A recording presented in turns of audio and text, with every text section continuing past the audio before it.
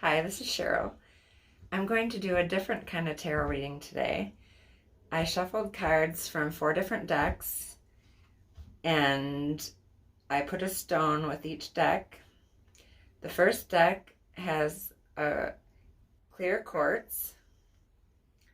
The second deck has gold stone. The third deck has amber. And the fourth deck has tiger's eye. So you can pick whichever deck you're drawn to. If you're drawn to more than one deck, then you can pick that deck. And let's see what the deck has to say for you. Okay, the first deck says creativity.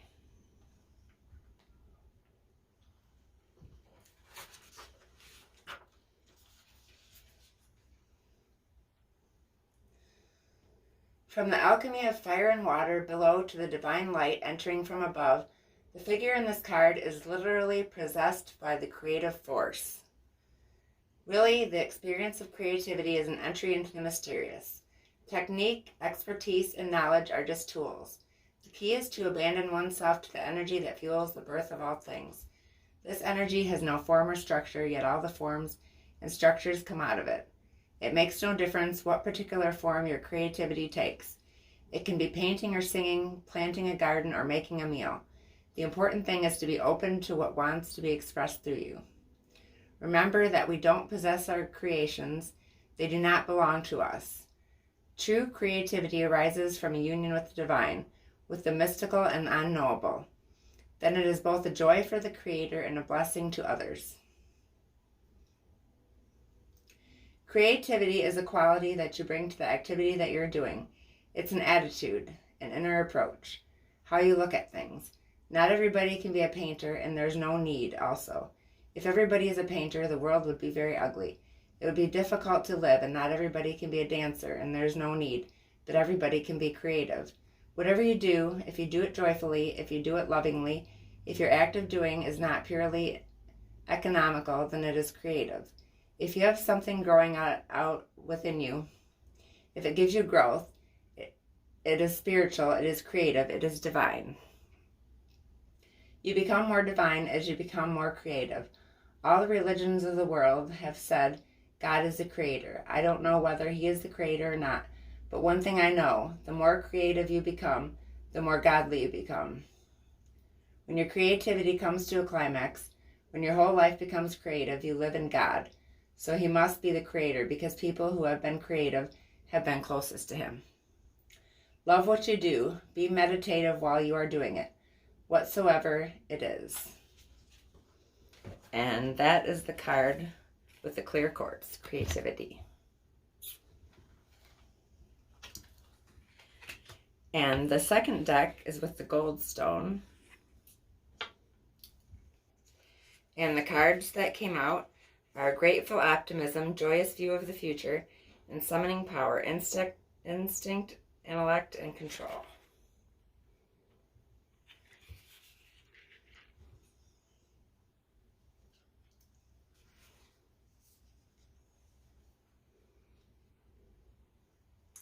And that's card 4 and 51.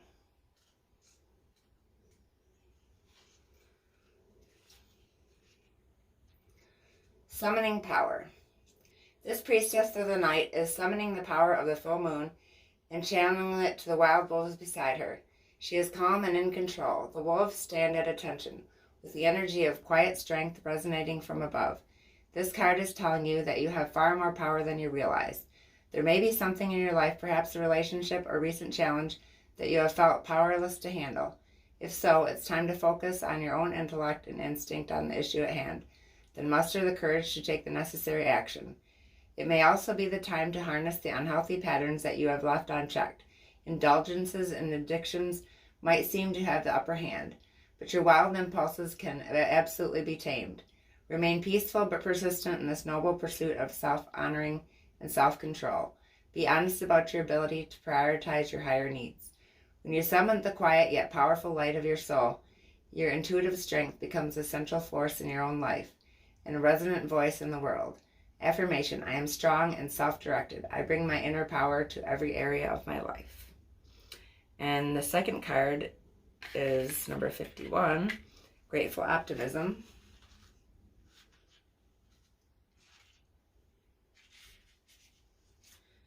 The priestess of the cranes looks joyously upon the world.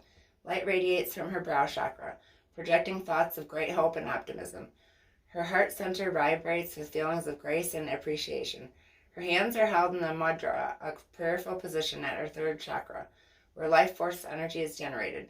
This card calls you to reignite your enthusiasm for your life, to look around to find bright sparks of present joy to kindle the flames of future hope. One crane faces left, which is the past, while the other, looking right, faces the future.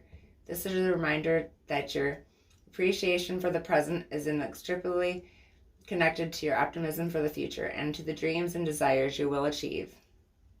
After all, it's difficult to manifest happy results from ongoing dissatisfaction. The energetic link between gratitude, optimism, and manifestation is an undeniable force. The gratitude referenced in this card is not the same as card 50, which encourages a profound recognition of your very value. This appreciation is more lighthearted, a blissful sighting of all the little experiences that bring joy to your life. Once you frame the more happy perceptions of the past and present, you can look to the future with equally joyous expectations. Your grateful optimism will project such vibrant visions of the future that the universe will be compelled to respond. So lift your perceptions, elevating your outlook on the wings of the white crane. Feel the joy and optimism expanding your being, rippling outward into the skies of unlimited potential. You will soon find the great luck of crane energy bringing you all the prosperity, grace, and good health that you have chosen to be optimistic about. Affirmation: I recognize and appreciate all the little joys that I've been blessed with. I look to the future with happy expectations. Okay. That's the second pile. And the third pile is with the amber, and one card came up for that, Initiation by Air. Card number 24.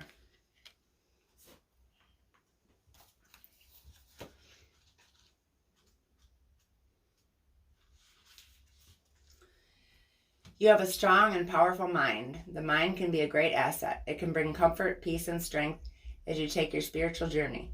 It can also be dark and destructive force, undermining your power, making you doubt your own heart and keeping you trapped in fear. The mind developed without a loving spiritual practice can be a frightening weapon rather than a liberating sword. How will you choose to use your mind power? Your mind can become more spacious and luminous if you practice emptying it on a regular basis. The radiant mind can be a mighty warrior against fear and despair, encouraging you with thoughts of optimism. When not given a chance to be empty, however, the mind becomes overwhelmed with unprocessed information. Much of it will be fear-based programming perpetuated by mass media, which is invested in controlling others and manipulating them by fear. The initiation, which liberates and opens the mind, empowers advanced souls to free themselves from manipulation and control. The hallmark of a dysfunctional society is that the mind is expected to dominate the inclinations of the heart rather than serve it. The mind can be trained to be a great manager, creator, and defender of what has genuine value to the heart. But the power to feel what has meaning for us, what moves us enough to rise above our fears and risk growth, comes from the heart, not the mind. When the mind is given the task to feel, and the heart is told not to feel, paralysis, confusion, and discomfort are experienced. As you enter into this initiation, you will feel the need to step back from what you've been taught and learn to question what you once held to be true. As you disengage from habitual mental patterns, you will begin to observe your thoughts rather than be swept up in them. Soon you will begin to experience yourself as a peaceful, steady light of love that you are in truth. Will the mind go through the motions? Yes. However, there is no need to be afraid of this. One step at a time, your spirit shall guide your mind back towards peace. You will change the way you relate your own mind, becoming more empowered. As you soften the strident action of the mind, you will see that you can use your mental gifts wisely rather than allowing them to cause you pain. Those who have strong mental energies can accomplish much in terms of communication, invention, and creativity, but they often also suffer from destructive self-talk and mental obsessions. They may even be addicted to thinking, which can wear them out and create cravings for sugar that can lead to depression and illness. Instead, it is much better to regularly take time out from the mind and be in the moment, feeling energized, playful, and at peace. Your mind is a powerful creature. Tame it with persistence, compassion, kindness, and strength. Give yourself rest and opportunities to switch off and empty your mind as regularly as you can. There's no need to judge or despair.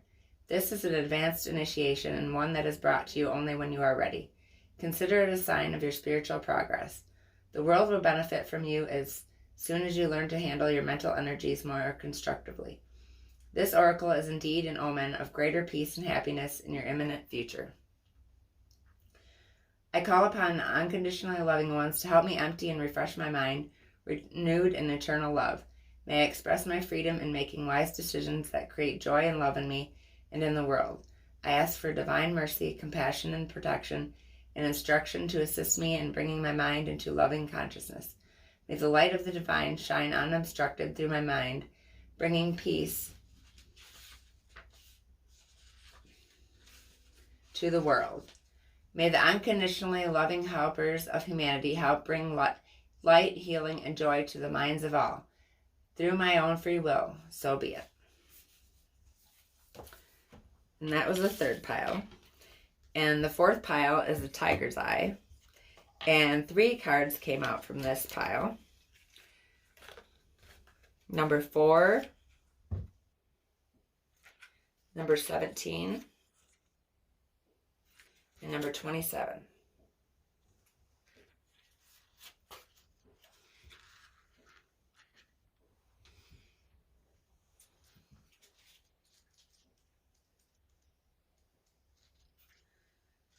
Number 4, the House, King of Hearts. This is the card of home and stability. It is also the card of staying put, domesticity, and family life. The house is a stable base to work from, plus being at home or indoors. In material terms, this is a small or domestic property. With the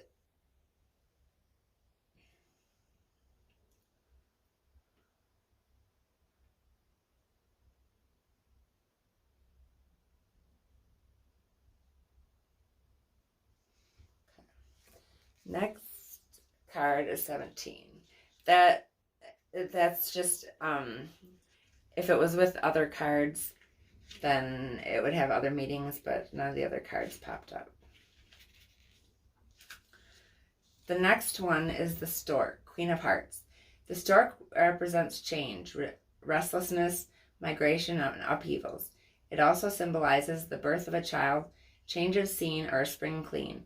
Cycles and seasonal change are part of this card. The stork with the ship represents a round trip. With the sky. And none of the other cards came up that it might have not have different meanings. So the next card is 27.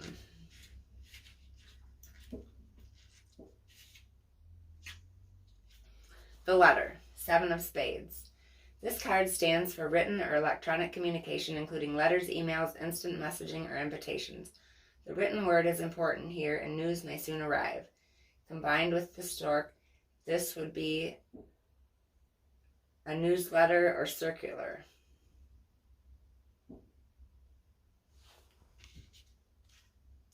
And the second card was the stork, so you could be getting a newsletter circular that may have some important news.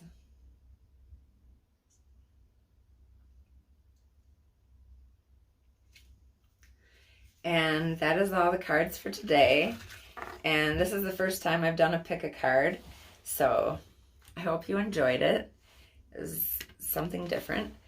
And if you like this video, please click on like and subscribe to my channel. And I hope you liked this pick a card. Thank you very much.